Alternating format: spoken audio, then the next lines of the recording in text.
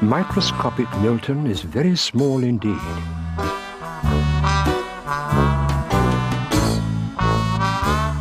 He lives in a clock on the mantelpiece in the parlour of a house that belongs to a lady named Mrs. Witherspoon.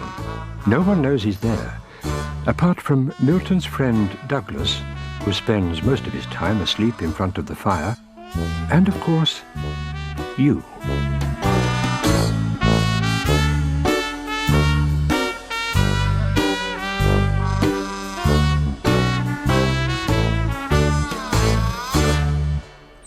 Mrs. Witherspoon was very excited.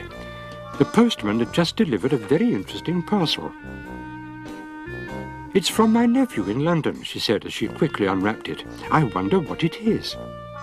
"It's one of those new video cameras. How wonderful!" Mrs. Witherspoon decided to try out her gift straight away and wandered out into the garden to film some of her plants growing. "Wow," said Milton, who'd been watching from behind his clock. "A video camera." Douglas could tell that Milton was about to have an idea and pretended to be asleep. "We can make a movie." "Oh, dear," thought Douglas as Milton continued. "I'll be the director and the star, and I suppose I'd better be the writer as well." Milton hurried back to his clock to write the script. "Finished," he shouted. Must have had writer's block, thought Douglas.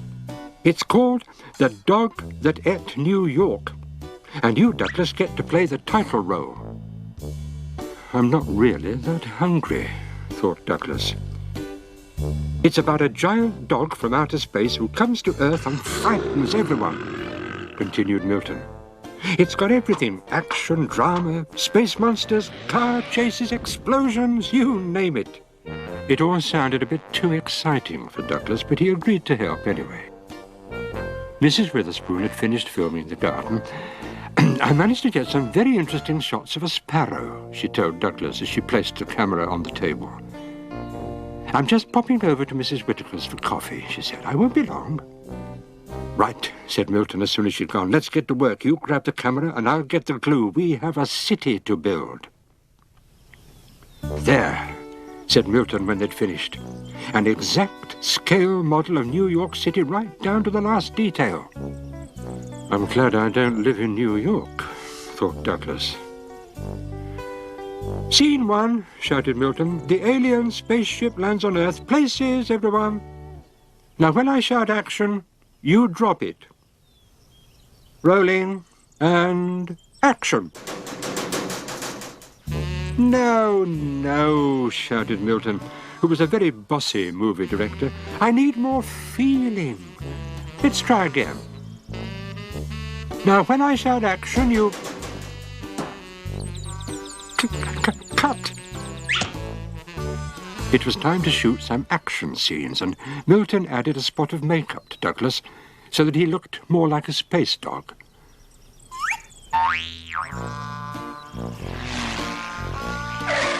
The car chase scene went very well.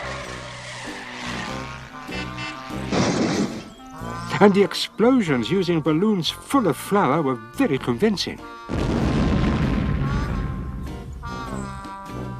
Milton and Douglas were exhausted as they sat down that evening, ready to enjoy the world premiere of their new movie.